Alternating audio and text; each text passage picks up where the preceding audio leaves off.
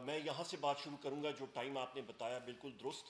11:41 پہ ہمارے گدو کے پاور پلانٹ پہ یہ فالٹ آیا اور 1 سیکنڈ کے اندر فریکوینسی جو 49.5 ہرٹز کے لگ بھگ ہوتی ہے وہ ڈراپ ہوئی 1 سیکنڈ کے اندر.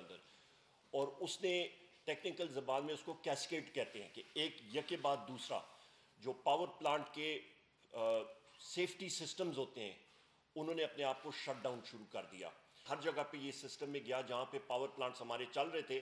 زیادہ تر تربیلا، منگلا، اس پہ ہمارے ہوا کے کئی پلانٹس تھے وہ چل رہے تھے. جنریشن کمپنی چل رہی تھی. وہ سارے کے سارے اس وقت تقریباً ایگزیکٹ فگر میں آپ کو بتا رہا ہوں 11:41 پہ یہ 10,302 میگا واٹس چل رہے تھے جو سسٹم سے ایک دم آؤٹ ہو گئے.